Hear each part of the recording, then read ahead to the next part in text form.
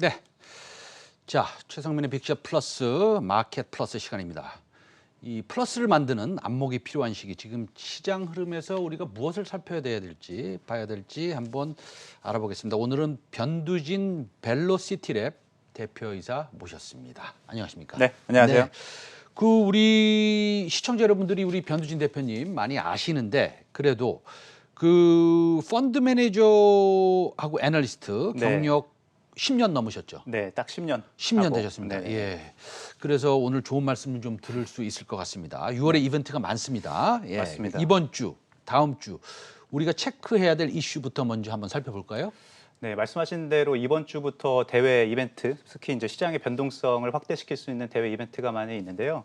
이번 주 목요일부터 사실은 국내에서는 선물 옵션 동시 만기가 예정되어 있고요. 같은 날에 유럽 ECB 통화정책 회의도 진행될 예정입니다. 그리고 이번 주 금요일 날은 G7 이제 정상 회의가 있고요. 그리고 이제 이번 달에 가장 중요하게, 그리고 또 시장에서 많이 주목하고 있는 이벤트가 바로 FOMC, 미국 FOMC가 다음 주 15일부터 16일까지 이제 진행될 예정이고요. 그리고 다음 주 18일 날은 이제 유가와 관련돼서 그 이란의 대통령 선거까지 예정되어 있습니다. 그래서 이런 이벤트 좀 주목하시면 될 것 같습니다. 알겠습니다. 그 금요일 날 고용 지표, 네. 고용 지표가 상당히 밋밋하게 나왔습니다. 그래서 그쵸. 다행이다 이렇게 네. 생각을 했습니다. 그래서 네. 미국 시장은 상승했는데 우리나라 시장은 또 약간 뜨뜻미지근한 것 같아요. 네. 그런데 지금 공화당이 공화당이 있는 거버너들이 이제 공화당이 있는 24개 주들은 얼마 안 있으면 이제 그 특별 소위 말해서 지원금을 안 주는 네. 스톱하는 그런 상황입니다. 그렇기 때문에 그러면 이제 그 일이 없는 분들, 직장을 잃은 분들이 돈을 받지 않을 것이며, 그분들이 그 특별 지원금을 정부로부터 받지 않으면 이제 막 취직을 하려고 노력을 많이 하지 않겠습니까? 그렇죠. 그렇다고 본다면 며칠 전에 나온 고용 지표는 다음 달에는 상당히 좋아질 수 있기 때문에 우리가 고용 지표에 관련해서는 좀 서프라이즈한 데이터가 나올 수 있다라고 생각한다면, 지금의 그 10년물 국채금리 1.55 정도, 그다음에 좀 약간 시장이 좀 좋아 보이는 이런 상황은 또 급격하게 한 달 있으면 변할 수 있는 상황입니까? 어떻게 생각하십니까?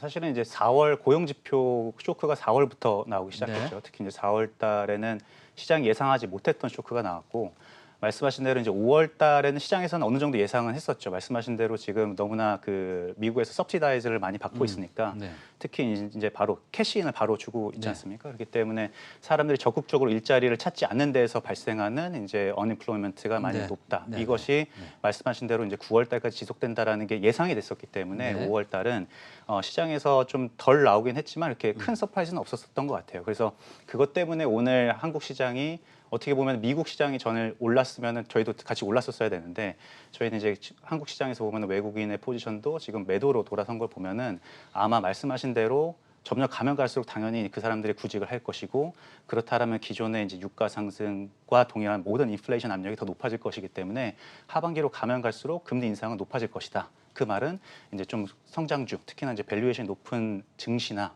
아니면 자산대에 대해서는 조금 더 안전 자산에 대한 선호 심리가 높아지지 않을까, 이렇게 보는 것 같습니다. 그러면 지금 우리가 종목을 고를 때 말입니다.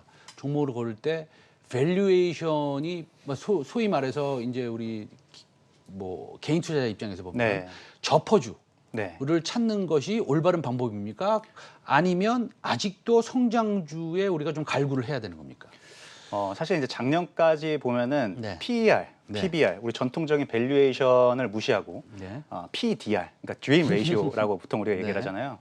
그러니까 지금 당장 캐시플로우나 현금 실적은 안 나오더라도 향후 미래 성장성이 높은 꿈 있는 기업들을 많이 네네. 이제 추정을 했었는데, 올해부터는 이제 그 제가 말씀드렸던 게 다시 백투 베이직해서 PER을 봐야 된다. 왜냐하면 이제 그 금리가 올라간다는 것은 이제 할인율이 올라간다는 것이고, 아무리 좋은 이제 미래 성장성이 좋아 보이는 꿈이 있는 기업이다 하더라도 이제 미래의 가치를 현가화했을 때는 현재 가치가 떨어질 수밖에 없기 때문에 금리 인상 시기에는 조심하셔야 된다라고 이제 항상 말씀을 드렸고요. 말씀하신 대로 올해는 PER, 전통적인 밸류에이션을 한 몇 년간 어떻게 보면 성장주 때문에 빚을 못 봤던 그런 것들을 저퍼주, PER 이런 것들을 좀 집중하시는 게 좋을 것 같습니다. 지금 유가가 혹시 우리가 오늘 밤 자고 내일 일어나면 WTI가 70불이 넘어갈 수도 있습니다. 브렌트는 이미 70불을 넘었고 뭐 인플레이션 압력이 없다고 볼 수는 없습니다. 그러면 이 고유가 시대로 접어드는 이런 상황에서 우리가 경기 민감주 뭐 건설이나 이런 섹터 내지는 조선주 아니면 여태까지 많이 올라왔던 원자재 관련 종목 이런 섹터들 우리가 어떻게 대응해야 될 거라고 생각하십니까? 사실은 그 이제 시클리컬 전통적으로 말하는 네네. 시클리컬 업체들은 올해 상반기까지 사실은 그 고 인플레이션 압력, 높은 인플레이션 압력들에 대한 향후 실적 기대감은 어느 정도 지금 반영을 하고 있는 주가라고 생각이 됩니다. 그 특히나 이제 그 인플레이션에 대한 월별 모멘텀으로 봤을 때는 6월 달을 고점 찍고 떨어질 걸로 지금 전망하는 분들이 많이 있기 때문에 물론 이제 하반기로 가면 갈수록 절대적인 인플레이션 압력은 높아질 수 있겠지만 이제 월별로 이제 그리고 YY 전년 동기 대비해서의 그 모멘텀은 약해질 수 있기 때문에 그런 전통적인 시클리컬은 지금부터는 조금 올 상반기 아니면 올 하반기보다는 내년까지도 실적이 개선될 수 있는 종목이나 산업을 특징 지어서 이제 선택을 하셔야 될 것 같고요. 그 측면에서 봤을 때는 이제 건설주 같은 경우는 이제 시클리컬뿐만이 아니라 국내 건설에 대한 규제 방향성이 지난 5년과 다르게 올해서부터 이제 공급 물량 증가로 바뀌었기 때문에 건설 섹터 같은 경우는 인플레이션 압력, 대외 이벤트를 제외하고라도 자체적인 국내 모멘텀으로 봐서도 실적 개선 가능성이 높다고 판단이 됩니다. 알겠습니다. 아, 좋은 말씀이시네요. 그러니까 자체적인 국내 모멘텀도 있다. 이런 말씀이시죠. 그래서 저도 건설 섹터 좋아합니다. 네. 그렇다고 본다면 우리가 이제 하나 예를 들어서 말씀드릴게요. 우리가 뭐 한 종목에 대한 펀더멘털을 아직 깊숙이 뭐 알 수도 있고 모르실 수도 있지 않습니까? 그쵸. 그러나 우리가 이제 해운주 같은 거 봤을 때 HMM 같은 거 보면은요. 뭐 10배 올랐습니다. 그렇죠.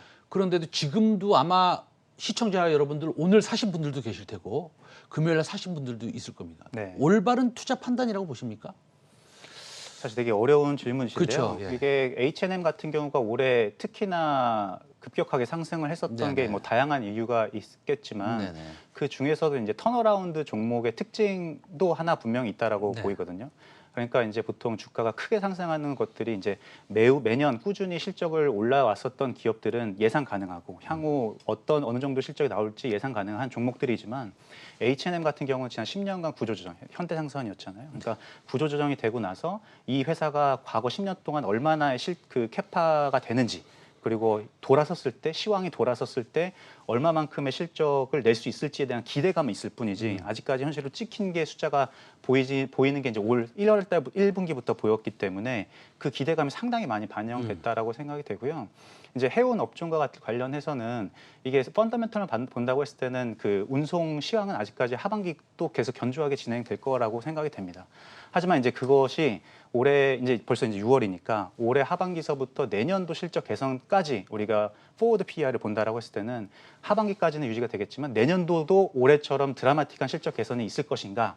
라고 했을 때는 아마 아닐 가능성이 높다라고 생각이 돼요. 그럼 그렇다면 말씀하신 것처럼 1년 이내에 10배 오른 주식은 좀 상당 기간 또 실 가능성도 있다라고 또 저는 개인적으로 생각하고 있습니다. 우리가 상해 그 해운 지수하고 네. 중국 해운 지수 이런 것들을 보면 저번 주 금요일도 또 상당히 많이 올랐습니다. 네. 근데 이제 이것이 전부 다 거의 다 많이 반영이 돼 있다. 전부 다는 아니고요. 예, 많이 반영이 돼 있다라고 이제 시장에서 판단을 하고 있는 것 같고 많이 올랐으니까 또 공매도도 좀 있는 것 같습니다. 사실은 네, 네. 예, 그런 측면이 좀 있는데 제가 이게 이제 워낙 전문가시니까 제가 이걸 한번 여쭤보고 네. 싶어요. 딱 우리가 이제 오늘 시장을 딱 봤을 때 두산중공업이나 이런 원전 관련주들이 뭐 특별한 뉴스에 의해서 많이 움직이고 있습니다. 그렇죠. 그렇다고 해서 무슨 몇 조짜리 원전 딜을 땄다 이런 얘기는 사실은 없지 않습니까? 사실은 뭐 바이든 대통령 그다음에 미국의 뭐 어떤 유명하신 분들이 뭐 투자를 했다 뭐 이런 것들은 있는데 사실은 어떤 실질적인 우리가 손에 잡히는 그런 실적이 나올 수 있다라는 건 보이지 않고 있습니다. 이런 것을 봤을 때 주식시장은 참 어렵습니다. 그렇죠? 이런 것을 봤을 때 어떤 점을 느끼십니까? 사실은 네. 시장이 항상 옳죠. 항상 그렇죠? 오라요. 네네. 이게 원전이라는 산업이 워낙 그 H&M처럼 네. 지난 한 특히 5년간 그리고 지난 네. 10년간 워낙에 안 좋아졌었던 네. 산업이고 네. 특히 이제 문재인 정권 들어서는 이 원전이라는 것이 거의 사라질 수도 있을 거라는 우려가 있었던 산업이었다가 네. 갑자기 이제 올해서부터 특히 올해 들어서 이제 네. 원전이 살아날 수도 있다. 네네. 뭐 이렇게 하다 보니까 네. 그렇다라면 이게 얼마나 더 좋아질까요? 또 H&M 같은 스토리가 이제 붙는 거죠.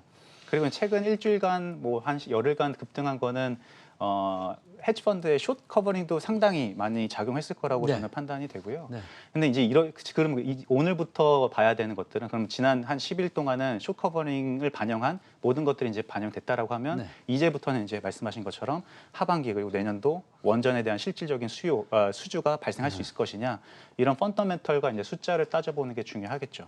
알겠습니다. 저도 이제 오늘 두산중공을 보면서 숏 커버링 네. 외국인들의 환매수가 많이 일어날 거고 네.